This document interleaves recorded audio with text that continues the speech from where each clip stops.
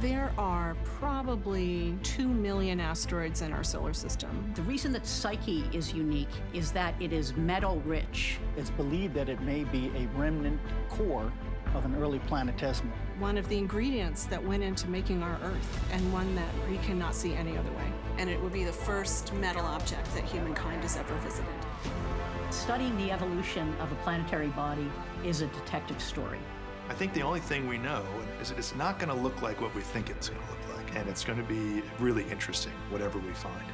Space is always more amazing than we can imagine with our minds.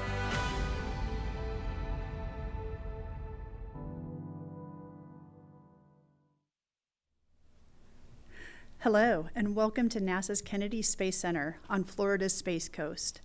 Thank you for tuning in for the Science News Conference for NASA's Psyche mission, humanity's first mission to visit a metal-rich asteroid. I'm Alana Johnson, Senior Communications Specialist for NASA's Planetary Science Division. We are just 2 exciting days away from a moment years in the making. NASA's sending its Psyche mission to examine a world substantially made of not rock and not ice, but of metal. Today, I'm joined by a panel of experts to give you a broad overview of Psyche's science. Lori Glaze, Director of NASA's Planetary Science Division at NASA headquarters. Lindy Elkins-Tanton, Psyche Principal Investigator, Arizona State University. Ben Weiss, Deputy Principal Investigator and Magnetometry Investigation Lead, Massachusetts Institute of Technology. David O, Chief Engineer for Operations, NASA's Jet Propulsion Laboratory, and A.B. Biswas, Project Technologist for the Deep Space Optical Communications Experiment. Thank you to the media for joining us, and we'll be taking your questions right after opening comments from our mission experts. Those of you who are watching online can submit a question at any time using the hashtag AskNASA. And now I'd like to kick it off to Lori Glaze. Great. Thank you so much, Alana. It is just incredibly exciting to be here with everyone and with everyone online, getting ready for the launch of this incredible mission, the Psyche mission. But first, I want to provide a little bit of context for Psyche, the asteroid. There are, of course, diverse populations of asteroids across our solar system. And these remnants that are left over from the earliest times in the formation of the solar system each can tell an exciting chapter of our origin story. Within Planetary Science Division at NASA, we have almost 40 missions that are currently either in development or in operations. And of those 40, 7 of those missions are actually focused on trying to understand what asteroids can tell us about our early formation and evolution. And in fact, 4 of those missions are celebrating some important milestones this autumn. We're calling Asteroid Autumn. If I could have my first graphic, please. We kicked off Asteroid Autumn actually a couple of weeks ago out in the Utah desert when the OSIRIS-REx samples returned to Earth. That spacecraft has now been repurposed to go visit another asteroid called Apophis. We also celebrated, 2 days after that return, the 1-year anniversary of the double asteroid redirection test, where we, on purpose, impacted an asteroid with the spacecraft, the DART spacecraft, and for the first time ever, humanity was able to change the orbital trajectory of a celestial body. Now, tomorrow, those samples that we brought back from OSIRIS-REx, we are going to share with the world kind of our first look at those samples and our first impressions of what we believe we brought back from the asteroid Bennu. So that's going to be an exciting milestone tomorrow. Of course, we've got the Psyche launch coming up. I'll leave that to the team to talk about. And then coming up on November 1st is a milestone for our Lucy mission. Lucy, a mission that is going to ultimately, towards the end of the decade, explore a special category of asteroids called the Trojans that lead and trail Jupiter in its orbit around the sun. But coming up on November 1, Lucy's going to fly by a main belt asteroid called Dinkinesh. That'll allow them to do some risk reduction on the spacecraft and try out some of the terminal tracking software that they have there. It'll be a really unique opportunity for them to try out everything on the spacecraft. So with that, I really do want to make sure we have time for the whole team here to tell us about the exciting mission. Before I hand it over to the PI, Lindy Elkins-Stanton, I just want to give my thanks to the entire team. They've come through some tough times and really have done an amazing job on this mission. We know we're ready and cannot wait to get launched later this week. Thanks. Take it away, Lindy. Thanks, Lori. Yeah, it is all about the team. It really is. We're just days away from launching a mission to an object that humankind has never before studied up close. We've visited either in person or robotically worlds made of rock and worlds made of ice and worlds made of gas, as Alana talked about. But this will be our first time visiting a world that has a metal surface. So it's primary exploration of a new kind of world. There aren't that many completely unexplored types of worlds in our solar system for us to go see. So that is what is so exciting about this. And here's the thing, we do not know what Psyche looks like. We'll show you here an artisan impression of Psyche, and we've been using this wonderful art by the artist Peter Rubin. He and I Zoomed on the weekends for about a year while I told him all the scientific hypotheses that we have about this body, motivated by meteorites, motivated by theory and models, motivated by observations, and he made them into art. But let me show you for a moment what we can really see of this asteroid. What you're going to see next is what we call a shape model. Now, this is a model that is created by Mike Shepard and his team. This is not a photograph. What this is a computer compilation of radiation that has bounced off the surface of Psyche as it spins on its axis. So they use radar from Arecibo and infrared and visible light from many different telescopes and compiled that all together in a computer to make a model of the shape. So we think we have an idea of what its shape is. And I always joke that it's shaped like a potato because potatoes come in many shapes, so I'm not wrong. But we're gonna find out when we get there what its shape really is. This is very helpful for planning the mission. And so finally, this next image is what we actually see when we look at Psyche from the Earth. And we've drawn a circle around Psyche here so that you can tell it apart from the stars that are the other light dots. And of course, the word asteroid means star-like. These are relatively small bodies far away. Although Psyche is large for an asteroid, it's about the size of Massachusetts without the Cape. Its surface area is the same as the area of California, more or less, so it's quite large that way. But even in Hubble, it's just a few pixels. So we've talked a lot in the past about the data that shows us that Psyche has to be mainly metal. It's kind of confusing to say we don't know what it looks like, we don't have a photo, but I can tell you it's made of metal. We know that its density is very high. We know the shape of the reflected light off of its surface and the way radar interacts with it. So we're quite confident that it is largely made of metal along with something else. That something else might be rock, it might be sulfur-based, it might be carbon-based. We don't know. And that is really the excitement of this. One of the things that we on the team, and in fact the whole scientific community, have been asking ourselves now for a long time is, what do we think it's going to look like? What are the scientific motivations, scientifically motivated ideas? One of the key ones is, what does a crater look like into metal? We've seen craters into rock, like on the moon and Mars, and into ice, and of course we've seen craters on the Earth, but we've never seen craters into metal except for little tiny ones in test apparatus. One thing that happens when there's a high-speed crater is that a cup is formed and there's ejecta that sprays upward. And when it's a rocky crater, that ejecta just falls down again on the outside. But sometimes with metal craters in the lab, that ejecta actually freezes before it falls. And so we think that with small craters on Psyche, there actually could be little spires or spikes, and then there would be ejected little pieces of metal that might form almost a metal sand on the surface of the body. So that's one idea that we have. We're very excited to see hopefully some large craters on Psyche as well. Another one is that way back 4,568 millions of years ago, at the beginning of our solar system when Psyche was formed, it was hot and liquid, and it might have had volcanic eruptions onto its surface. And there's a whole geochemical story behind this, which I'm not going to get into in this moment, but to say that it seems highly likely that it might have had sulfur-rich eruptions from volcanoes, or at least from fissures, when it was very, very young. So maybe today we would see the remnants of those flows on its surface.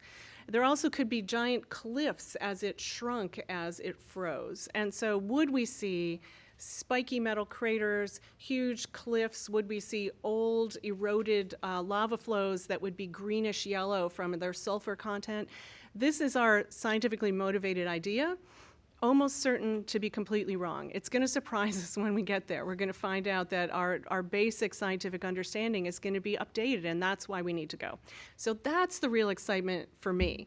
We don't know what it's going to look like. We're going to be surprised. We're going to learn something new about a fundamental building block for rocky planets, that is their metal cores. It's as if the Earth was a cake. It had been all mixed up and heated and made into its final cake, and we don't know what the flour and the eggs and the butter are. So we're going to go meet one of those ingredients when we go see Psyche. So today, just 2 days from our first launch opportunity, I've been working on this project. Ben and I have been working on this project for 4,473 days, or 12 years. And so, so many emotions and thoughts at this moment. But one thing about the miracle that humans can do these mega projects that take thousands of people, and no single person actually understands how the whole thing works, and it lasts for decades, is that every seeming finish line, like a launch, is actually the starting line of the next marathon. And so we're really excited to see what comes next, and eventually to be at this asteroid and to share these images with the whole world so we can all look at the same time. Thanks so much for coming today and for supporting this Psyche mission. And I'm going to turn it over now to Ben Weiss, who is Psyche's Deputy Principal Investigator. Hi, so I'm going to tell you about how we're going to use observations at the asteroid to understand how Psyche formed. And that's our mission's central science objective. So we have two leading ideas for how Psyche formed. One is that it's a core of a body, analogous to like what is inside the Earth, a molten metallic center of the Earth and other large planets. But in this case, that Psyche had its outer layers stripped off by asteroid impacts in the early solar system, so we can see its surface today. And the other idea is that Psyche is a kind of primordial unmelted body, basically formed of the very first materials in the solar system that came together under gravity and basically has been preserved in this primordial state ever since. So we are going to go into orbit around Psyche and measure its various properties at lower and lower altitudes. And we're carrying 3 different instruments. And we're also going to be using the radio antenna to look at these different ideas. And really the key characteristic of a body that's a core is that there's large regions of almost pure metal and maybe other regions that are pure rock. That's the characteristic of large-scale melting in which a core will separate out from a body. So each of the instruments is going to make an observation that looks at that metal distribution and rock distribution. But before we talk about the details, let's just show you what the spacecraft looks like. So here's the Psyche spacecraft. First, we're pointing out the X-band high-gain antenna, and then we're going to show you the 2 other antennae on the bottom. These are used for communication and also for tracking the spacecraft's position. Then we've got multispectral imagers, a pair of them. And we've got the gamma ray and neutron spectrometer for measuring composition. And then on the end of this other boom here, we've got 2 magnetometers for measuring the magnetic field. Okay, so let's talk about how we can use these data to understand Psyche's origin, starting with the antenna.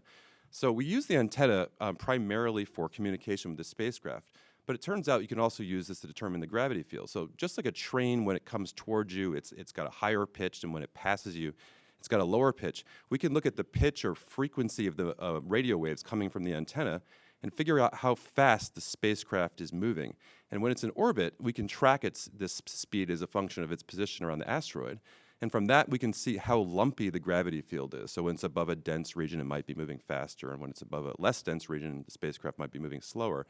And so if we see large regions of high gravity and low gravity, like kind of a lumpy gravity field, that would support the idea that Psyche formed as a core. Whereas if it's kind of a smooth gravity field, that would suggest the metal and rock are mixed at fine scales and it's unmelted.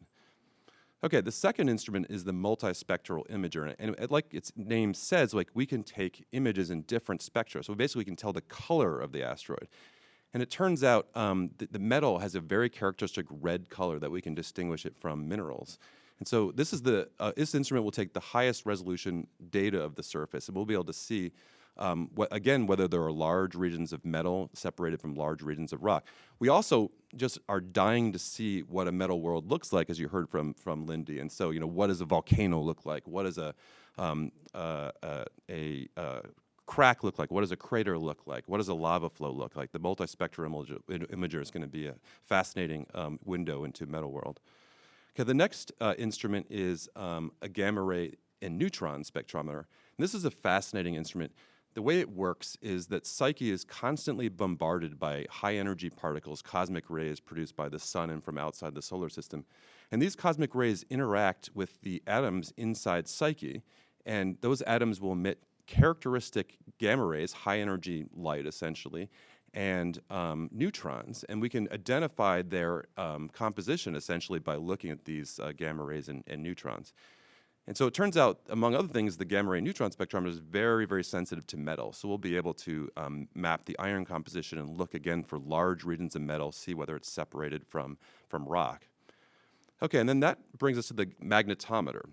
So the magnetometer is going to be trying to measure the magnetic field around Psyche. And another characteristic of planetary cores is that they often generate large-scale magnetic fields, the way the Earth's core is. When they're molten, the churning of this conducting liquid generates currents, which then produce a magnetic field.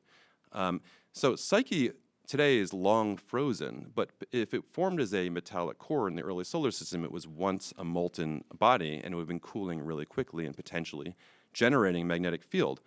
Now, that magnetic field could be imprinted in the outer layers of Psyche, the cold exterior, as a kind of echo or fossil that we could then detect today. And the way this works is that this ancient magnetic field kind of acts on electrons inside the outer layers of Psyche, and they're like little compass needles because they're little spinning balls of charge, and they will align in the direction of that ancient magnetic field when it's present. But the key thing here is that even when that field is long gone, these electrons can stay aligned in the direction of that ancient field for many billions of years. We, in fact, have seen lots of evidence for this in my laboratory and others measuring the remnant magnetization of meteorites, so we can see that early asteroids seem to generate magnetic fields in this way. So what we're going to be looking for is this kind of remnant magnetic field around Psyche, like what you'd see around a bar magnet if you sprinkled little dust, iron filings on the surface of it. Okay, so that's the instrument suite. No single instrument by itself will tell us whether Psyche is a core. It's the combined data from all these different instruments. And I just want to say that this, too, for me, is a very personal moment. My hair was brown when we started working on this, and then it's also crazy to think about that we're kind of only halfway through this journey. With that, I'm going to pass it over to David O, the Chief Engineer for Operations. Thank you, Ben. I'm going to talk to you a little bit about the mission, because launch is just the start of a long and exciting journey for our spacecraft. The asteroid Psyche is where we need to go to get our science, and it's located at the outer part of the main asteroid belt, between the orbits of Mars and Jupiter. It is 3 times farther from the Sun than the Earth, and 2 times farther from the Sun than Mars, so we've got a very long way to go. If we can put up the first graphic. In order to get to Psyche, the spacecraft is going to travel 2.2 billion miles over the course of the next 5.9 years. And the Falcon Heavy rocket is what will lift us off the Earth and get us into space and moving away and in the right direction. But in order to accomplish the rest of the mission, we will use the spacecraft's onboard propulsion, an ultra-efficient advanced ion propulsion system. If we can put up the next chart, please. What you see here in this chart is the Hall effect thrusters that will propel us on our journey through the solar system. These thrusters use electricity to ionize xenon gas, a noble gas, and then accelerate those ions, those charged ions, through an electric field to very, very high speeds. They come out of the thruster going at 15 kilometers per second, or 9 miles per second. And that's 5 times faster than the speed of the fuel coming out of a regular chemical rocket. It's this super high speed which makes them super efficient and is what allows us to be able to use these thrusters to go all the way out to Psyche and to get into orbit around it. On the left, what you see is a picture of what the thruster looks like when it's operating in a vacuum chamber on the Earth. That blue glow that you see there is the characteristic blue glow of ionized xenon. It's the same glow that you see in xenon headlights on the Earth, because we use xenon inside of headlights on cars in some applications. But we take that plasma and we accelerate it through this electric field in order to generate thrust. This is a solar electric propulsion system. It takes electricity from our solar rays and converts it into thrust in these rockets. So you can think of this as getting thrust from sunlight. It's the ultimate in green propulsion for our spacecraft. Now these thrusters operate super efficiently, but also at very low thrust levels. The thrust level generated by one thruster is 250 millinewtons, which is the equivalent to the weight of these 3 quarters sitting in the palm of my hand. So that's not very much thrust at all. It's a lot less thrust than the thrust that we get out of our Falcon Heavy rocket. But these thrusters can operate over long periods of time, days, weeks, months, and this small force on the spacecraft accumulated over all that time accelerates it to the high speeds we need to be able to navigate to Mars and then out to Psyche. If we can go back to that first chart. The reason I mentioned Mars is because on our way to Psyche, we're going to use every means at our disposal, and that includes not only our propulsion system, but also a little bit of cosmic trickery, because we're going to do a Mars gravity assist on our way there. We will launch and then spend the first 3 to 4 months that we're in space checking out the spacecraft. And then we'll ignite our ion propulsion system, and we'll make our way to Mars. We'll arrive at Mars in May of 2026, and 2.5 years after launch, and we won't stop there. Instead, we'll use the gravity of Mars to do a slingshot around the planet to bend our trajectory, and then we'll restart our ion propulsion system and use that to make the rest of our journey to Psyche. When we get closer to the asteroid, we'll use our imagers to take pictures and do optical navigation, and we'll use that to navigate our way into orbit around the asteroid. And we'll arrive at the asteroid in August of 2029, which means that we'll enter our first science orbit there. That's the highest of our 4 orbits where we do our gravity science, and that allows us to both get the scientific data we need to understand Psyche's composition and allows us to get the data we need to be able to navigate to the lower orbits that we go to. The lowest orbit that we'll be in is the one that's used by our gamma ray spectrometer. That's where we can get our elemental data of the surface of Psyche, and it's sandwiched between other orbits that allow us to get our magnetometry and our imager data and do our full science mission. The science mission will last about 26 months and will be completed in November of 2031, about 8 years after launch. So this is going to be the first mission that's going to use Hall effect thrusters in interplanetary space. And this is thrilling for me because 30 years ago when I was a graduate student, I worked on Hall effect thrusters. At the time it was considered an esoteric and experimental technology, and a technology of the future. It was the kind of thing that you heard about in Star Wars and Star Trek. But today, we're going to make the future real, because this will be the first mission to use Hall effect thrusters to travel between the planets. And with that, I'll turn it over to A.B. Biswas, DSOC project technologist. Thank you, David. Deep Space Optical Communications, or DSOC, riding along with Psyche, is a groundbreaking experiment for testing returning 10 times higher data rates from Mars distances. And this is achieved by using lasers instead of the traditional radio frequency transmitters. Future NASA missions, in particular those involving human exploration of Mars or using much higher resolution instruments, demand much higher data return rates. And that's the motivation for this DSOC technology demonstration. So DSOC will start about a month after launch, operating at a weekly cadence for about 2 years into the Psyche cruise. And during this time, we'll cover distances that represent Mars distances from Earth. So JPL developed the DSOC system, which is comprised of both a flight side and a ground side. If you can show my first slide, please. Here you see the flight transceiver integrated to the Psyche spacecraft. The laser beams exit and enter through that shiny cylinder you see there, which is a sunshade for our payload. And the payload itself is shown as an inset. It's a 22 centimeter diameter mirrored off-axis telescope that is specially designed to both receive and transmit laser beams. On the ground side, if you can show the next slide, please. On the ground side, we have 2 existing assets that have been instrumented to interact cooperatively with the space terminal in order to allow communications to happen. So at Table Mountain facility, we have a 1 meter telescope that transmits a laser beam up to the spacecraft.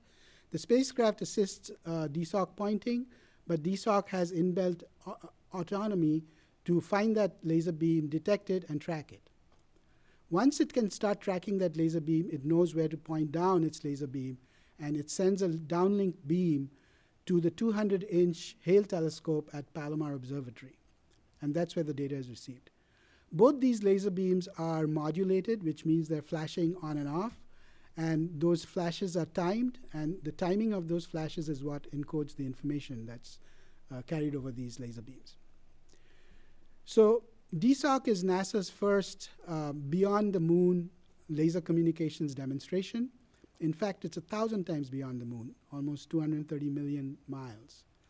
So this huge increase in distance brings new challenges. Foremost among these challenges is pointing a narrow laser beam back to the ground receiving station. And this can be imagined as trying to hit a dime from a mile away while the dime is moving. And once you achieve that feat, the signal that is received is still very weak, and therefore requires very sensitive detectors and processing electronics, which can take that signal and extract the information that's encoded in it. So JPL has developed a host of new technologies, many of them flying for the first time, which are distributed both on the flight side and on the ground side. So on the flight transceiver, we have lasers that put out precisely timed laser pulses. We have sensitive cameras that detect the laser beam that comes up from Earth. And we have an assembly of sensors and actuators that help control the laser beam pointing. On the ground, we have, if we could go to the next slide, please. We have several technologies on the ground, but the most exciting one is the superconducting nanowire detector. In the next slide, please. This is a mesh of nanowires that forms a detector that sits behind the Hale telescope. And the flashes of light that are transmitted from space, they get weaker and weaker in strength as they approach Earth. And by the time they get to Earth, they are just a handful of photons or quanta of light energy. And as these photons hit this detector, which is at about 1 Kelvin, which is very cold, these nanowires transition in and out of superconducting state. And as they do that, each time they make a transition, electrical pulse comes out. And this electrical pulse both tags the time of arrival of the photon and detects the photon. And then there's high-speed electronics that processes this and can then extract the information that's being sent over this laser beam. So here we are 2 days from launch. I think we've spent as many millions of hours as the distance that we're trying to transmit photons over. And there's been a lot of, it's a time for reflection and recognition of the hard dedication that's been from multiple disciplines. And we're very excited and eagerly awaiting validating this technology that will augment NASA's future missions. And with that, I'd like to hand it over to Alana. Thank you, A.B. Thank you to all of our experts. The phone line is now open for those of you calling in. Please identify yourself and your outlet and the expert to whom you would like to address your question. We're going to start out today in the room. I'm going to go with somebody over here. Any questions in the room on the right side, left side, right side? Let's go right side. Hey, Ken Kramer, Space Up Close. Congratulations first. It was wonderful to see your probe in the clean room a few weeks ago. So with all these science instruments, I wonder if you could tell us, how quickly will you be able to determine it really is a metallic asteroid? Thanks. All right, so this has been one of the really fascinating challenges of this project from a scientific point of view. How do you plan a scientific investigation for an object where you don't know exactly what that object is? If you knew you were going to Mars, you know when you're going to be able to see a rock. The problem with promising a time that we're going to identify some aspect of Psyche is that it's going to depend on what Psyche really is. And so there's not really a precise answer that I can give you. It might take us a little while. And one of the ways that we've organized this investigation is that all of our broad science questions require data from all of the instruments to answer. And so for ultimate answers, we're really going to have to wait till the final closest orbit when we get the gamma ray and neutron spectrometer data. There could be earlier surprises, but it's going to be a little bit of a waiting game. I can just add one thing to that. So as a perfect example of what she just said, Psyche could be a core, but it may or may not have a magnetic field. It could be completely non-magnetic, or one of the most magnetic things a spacecraft has encountered. And if we do see that it's got a strong magnetic field, that would indicate that it formed as a core, but we might not know that until one of the lower orbits. But if it turns out it's not magnetic, then that still allows it to have been a core, but maybe it just didn't generate a magnetic field. So that's a perfect example of how we can't plan this. Okay, we're going to go to the phone lines next. Bill Harwood from CBS is the first on the line. Yeah, thanks very much. I think this one's for David, if I could. It's kind of a nuts and bolts question. Can you walk us through the 4 planned orbits in terms of their inclination? I got confused by the sequence and wanted to keep the altitudes and inclinations straight as you move from, the A orbit and then ultimately back out to, I guess, C. Thanks. Let's see. You guys correct me if I have it's AB1, C. Then D. Okay, so we start in the highest orbit, right, which we call, so first of all, we have 4 orbits, and they're named very originally orbit A, B, C, and D, right? But we actually will go from orbit A down through B, C, and D, and then we will come back up to orbit B at the end of the mission. So as we go through those orbits, we're basically, A is the highest altitude, D is the lowest altitude. D also, I believe, has an inclination change associated with it at the low altitude to be able to get the science. So we go A, well, I guess it's very simple, A, B, or B1 if you want to call it that. We skip C on the way down. Okay, so let me say it like this. The order is we do orbit A, then we do orbit what we call B1, then we go to orbit D, then we come up to orbit C, and then we come up to orbit B. So that's the order in which we do it. Okay, we'll come back to the room here in the front row, please. Scott Bordeaux, Arizona State University. Lindy, you said in your remarks that we're almost certain to be completely wrong. We don't know what it's going to look like. If it isn't what you expect, what could it be? So much fun to be asking this question to scientists all over the world. As I've been giving talks for the last 10 years, I always ask them, what do you think it could be? Did my sound just go off, I think? Is it okay? Okay. And so we had one very serious person stand up once and say, well, it's not the Death Star because it's too small, and it's not the Death Star prototype because it's too big. But on a serious note, it could be the part of a metal core, which is our top hypothesis. Our second most favorite scientific idea is that it could be material that formed very near to the sun and was reduced. That is to say, the oxygen atoms were stripped from the iron atoms so that the iron atoms became metal. This is a kind of material that's been hypothesized by planetary scientists for a long time, but we haven't actually found any before.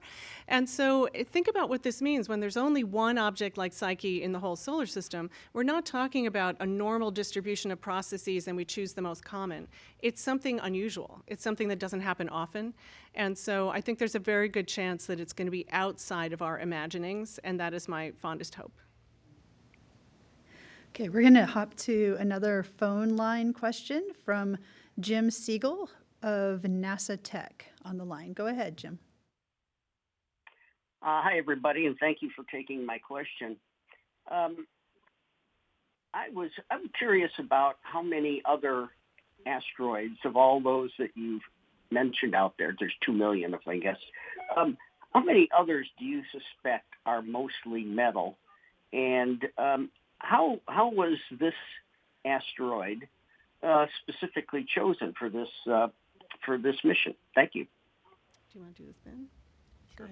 Yeah. So different asteroids, we know different amounts about their mass and how big they are. So there's some uncertainties on exactly how dense various asteroids are. So depending on how you count that, maybe there's a dozen other ones that are in the range that we think might be iron-rich, and some of them are, very close to the Earth, and very small, say like a half a mile wide. And other ones in the asteroid belt.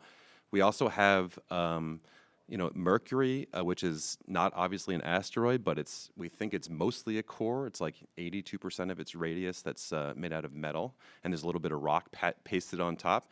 And we even have now, and we didn't know about this when we started thinking about this mission way back when, 12 years ago, a population of planets outside the solar system that look like they're mostly made out of metal, so-called exoplanets with sizes up to bigger than the Earth. So there's a huge diversity, it turns out, despite Psyche being an example of one. It's also kind of representative of a diverse range of bodies that we think are maybe metal worlds.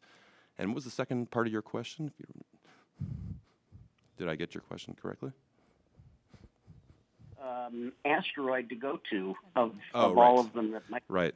So Psyche has, for at least a few decades has been something that people wondered about. They knew about its density, and it's been a kind of terra incognita and a place of excitement where everyone could speculate about what a new body would be like that's so dense. And so when we came to this mission planning about 12 years ago, it was one of the first bodies we just started thinking about how cool it would be to actually go there. But the story behind ending up choosing Psyche is that we had, Lindy and I and a few others, and Maria Zuber had written a paper talking about how we could learn about the early history of asteroid geology and formation by looking at bodies that underwent large-scale melting and understanding how, in a way, how asteroids can be like little planets with cores and mantles and crusts. And so when we wrote this paper, JPL read the paper and invited us to come out to talk about how we might test these ideas. And we started working with the engineers at JPL to look at what asteroids we might be able to visit given the trajectory constraints. And like I said, Psyche was always one of those that right in the beginning attracted us, and we ultimately realized that it was an achievable mission. Okay, excuse me, we're going to go to the phone. Alexandra Witze with Nature. Yes, hi. I know we're talking about science today, but with the first launch opportunity coming up and a 20% favorable weather forecast for Friday's attempt, for those of us sort of trying to juggle travel plans, what do we know about launch opportunities after Thursday? How quickly can you recycle, and what does the weather look like in the successive days? Who wants to take that one? Should we give it to David? Take that, David. Let's see. I think I looked at the weather forecast this morning. It did look challenging for Thursday. I think we were showing maybe a 80% chance of rain and thunderstorms and things like that. The conditions do start looking better over the weekend, but I think we're still 50-50 according to the weather forecast going out. Now, we are a planetary launch, and we're aiming for a planetary launch window. We have a limited number of opportunities to go, so I think we may be pretty aggressive in our attempt to get off the ground here, but the weather will need to cooperate for us to do it. Well, just to add, we have an opportunity every single day, and so there's actually not a huge risk here. We've got enough days, and we have a chance every single day, and so it might not be Thursday, but it's going to be really soon. Okay, let's come back into the room right here. Stephen Clark from Ars Technica. This is probably for Lindy or Ben, but is there any plan to look at Psyche with Webb if you haven't already, and would any Webb observations kind of give you any hints about what's to come? Yeah, actually, I'm excited to tell you that Webb's already looked at Psyche. We got time in Cycle 1. This is a project led by a very talented young astrophysicist, Stephanie Jarmack, and I'm kind of tagging along on that team. And did not look at Psyche with cameras, though, looked at it with infrared spectrometers to see if we could see any sign of certain kinds of composition on the surface. And that data is still in analysis and nothing that can really be announced with any surety right now, but that is helping us in our story.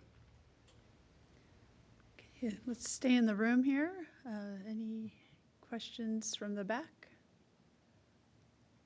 No? Okay, we'll go to the phone lines. Bradley Warren with NASA Spaceflight is on the line. Go ahead, Bradley.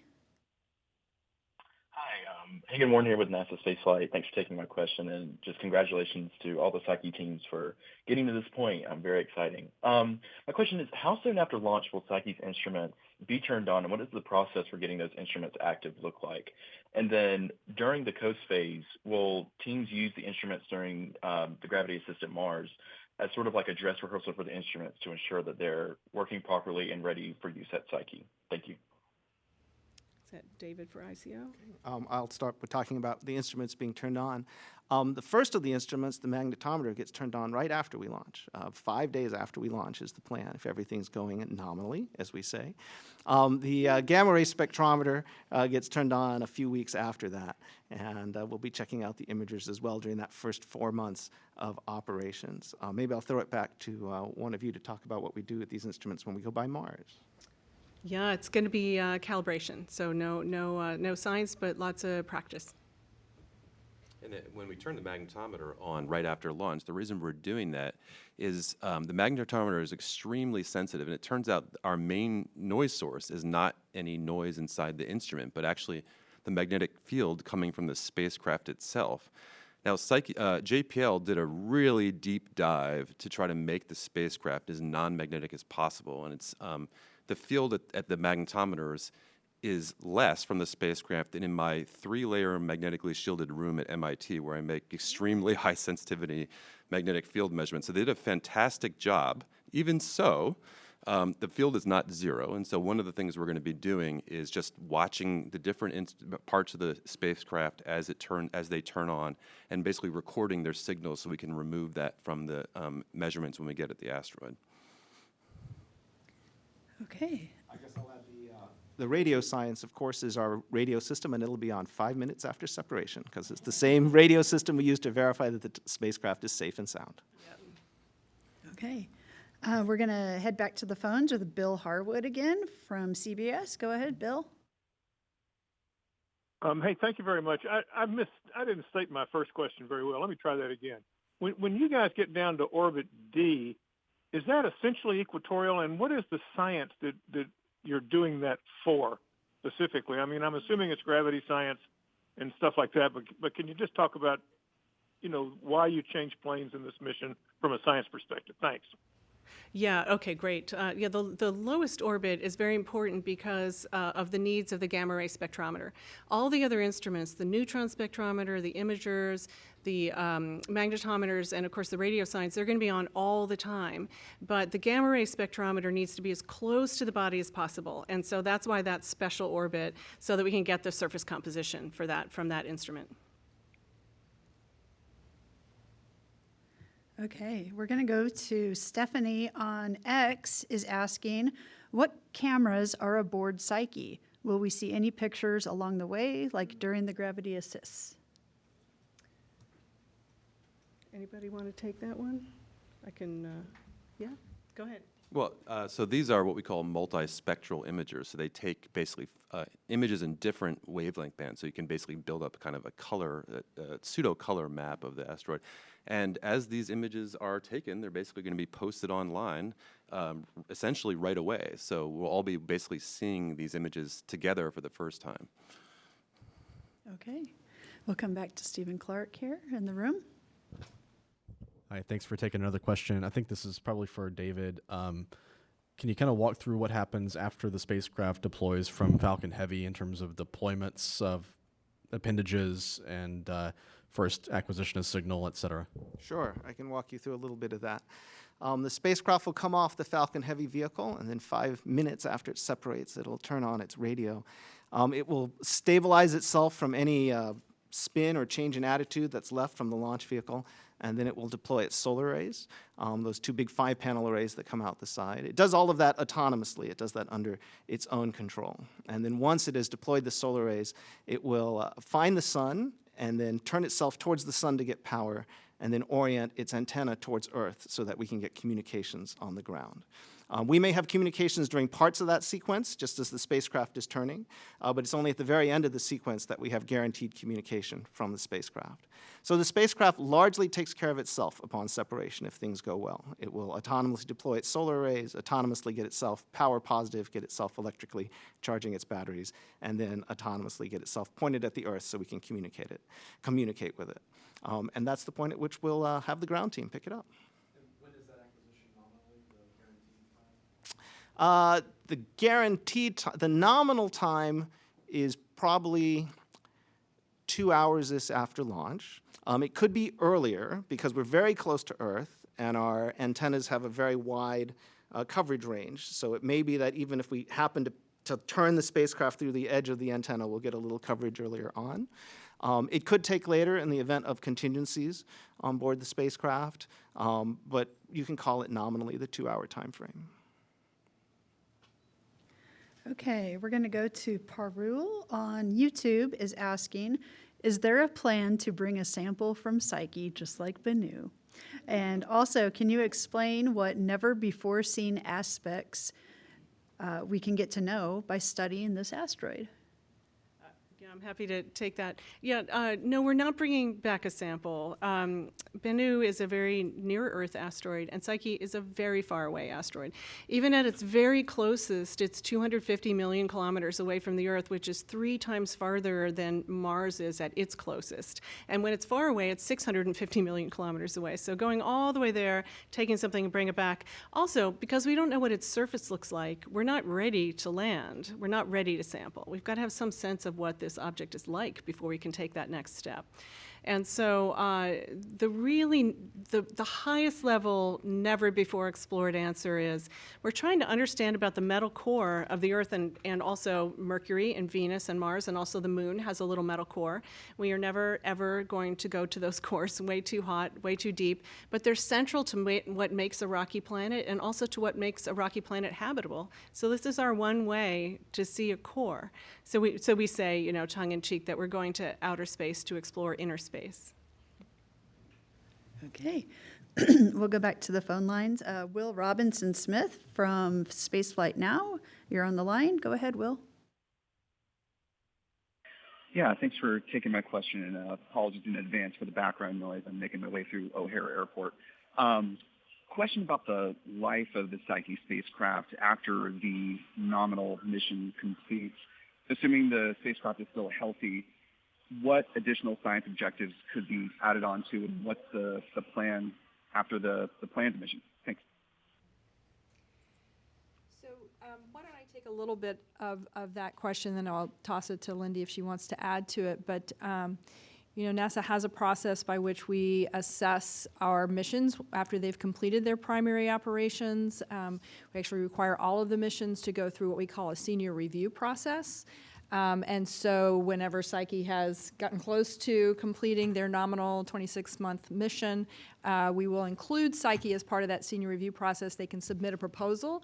I presume that proposal will include lots of great new science that could be done through an extended mission, and it'll build on whatever is learned as part of the primary mission. And you've heard Lindy and the team say several times, we don't really know what we're going to find, but we know it's going to be a surprise. And so based on those surprises, I'm sure new hypotheses will come forward, and so those ideas and that new science would be evaluated as part of the senior review process. The other part of senior review is looking at the resources still available on the spacecraft, the health of the spacecraft, how is it still operating, are the instruments still functioning as they would need to do the science, and is there enough fuel and other resources on board. So we do have that process in place, so you can look forward to that senior review sometime in the early 2030s. Nothing to add, that's it. Yeah. Okay, I want to make sure we're covering the room here. Okay, Ken over here. Thanks for another question. Let me ask David maybe. Are you going to plan to take any pictures of the Earth or the Earth-Moon system on the way out? I don't think we currently have those in our plan, so I think the simple answer is no, not at this time. Maybe I could ask one other question. I was also interested about other metallic asteroids. Is Psyche the only one that you could have reached, or was there another one or two that you might have been able to get to with the Falcon Heavy, and how you selected between them? Yeah, Thanks. yeah, we could have gotten to other ones, but Psyche is by far the largest and the one that's most likely to tell us the most about cores. Is there anything you want to add to that, Ben? Yeah, I would just say one of the reasons size matters here is that when you're big, you're basically less likely to be broken up and modified by impacts that hit your surface. So the largest asteroids that are bigger than 100 kilometers in radius or so, they on average, their lifetime up against being destroyed by being hit by other asteroids is longer than the age of the solar system. So going to a large asteroid is really important if you want to look at something that has a good chance of having its original structure intact, rather than being a kind of pulverized pile of rubble like you see, for example, for Ryugu or Bennu, where they're very small asteroids, and that's why they were good targets for sampling. So in this case, we have a big body that's likely to be intact from the early solar system, or at least to have a good chance of being so. Okay, I have a really fun question here. Manos on YouTube says, "Hello, I'm a 13-year-old kid from Greece, and I have a question. How will you reach 16 Psyche with so much accuracy? Hardware, software, technology?" Go ahead. Take that one? Yeah. It's a challenge. We have astronavigators. We have people who navigate our spacecraft, largely using the radio system that we have. We can use this combination of Doppler and what we call ranging to get very accurate readings of where the spacecraft is in space when we communicate with that. We put that into models that we have of the solar system and of the gravity of all the different bodies in the solar system. We combine that with models that we have of the thruster, and then we optimize that mathematically to develop an optimal trajectory. So we can fire our thruster continually as we go and replan as we go to get us to Psyche. We do optical navigation at the end, as I said earlier, with our cameras looking at the asteroid to localize in. It's a very, very precise exercise, and it's quite a bit of mathematical effort which goes into pulling all these numbers together to make it work. But the navigators are extraordinarily good at it, as they've demonstrated to us multiple times. And I'm certainly looking forward to working with them. It's an extraordinary set of tools that they have to pull it all together and get us there. Okay, let's come back into the room. Forgive the stupid question, just born out of curiosity. How do you approximate conditions in space and know that this new technology will work in space? Okay. That's a great question, right? Because the mantra that we use at JPL and throughout the industry is we test like you fly and you fly like you test. So these thrusters that we have, first of all, have been operated in Earth orbit before. So we have some evidence from space that they work. Before we put them into space, we operate them in vacuum chambers here on the Earth. We put them through thermal vacuum testing, where we heat them up and we cool them down. We put them through vibration testing and shock testing to simulate the challenges of being on the launch vehicle through launch. We do all of that work, and then we use the data that we get from those tests to estimate how we'll operate in space. Our vacuum chambers on Earth are pretty good, but for thrusters like this, they're not perfect, so we do have to do a certain amount of scaling and analysis in order to verify that the results we have on Earth are going to apply in space. So this is the first time we're flying in interplanetary space. There will be some new things that we can learn that we haven't been able to learn in Earth orbit. So we do that through this combination of testing, analysis, and then we get to space and take care of the rest, the little bit that's left in our initial testing in space. Okay, and speaking of new things, AB, do you want to talk about DSOC a little bit? Yeah, it's pretty much what David said. I mean, we did the same thing with all our assemblies. At the unit level, we put them through thermal vac, vibe, shake, shock, all those things. And we also did some at the assembly level and then at the spacecraft level. So it was tested like 3 times. And then after each test, the functionality is checked. And that gives us the confidence that it'll actually work in space. Okay, let's go back to the phone. Jim Siegel from NASA Tech is on the line. Hi, thanks for taking my other question here. You showed a slide earlier of the route of the spacecraft with the various orbits. And I was wondering, are you going to be monitoring the route of this spacecraft in terms of its accuracy, and if it's getting off track a little bit, can you modify and get it back on track? And how do you do that? Are there thrusters inside the spacecraft or what? Thank you. I'll take that one. Yes, we do monitor the position of the spacecraft and its speed continuously as it flies. The thrusters that we have on board can be both turned in space to different different directions, and have gimbals on board, which allow us to steer them. And by taking a look at the data we have from the trajectory and replanning our path as we go, we can steer the thrusters to keep us on course as we go past Mars and as we get to Psyche. So it's a continuous improvement process, a continuous monitoring and optimization process as we fly.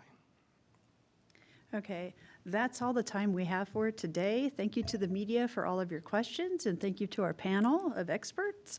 Please join us tomorrow at 1 p.m. Eastern for the Psyche pre-launch briefing. You can find our full Psyche programming lineup and mission updates at nasa.gov/Psyche.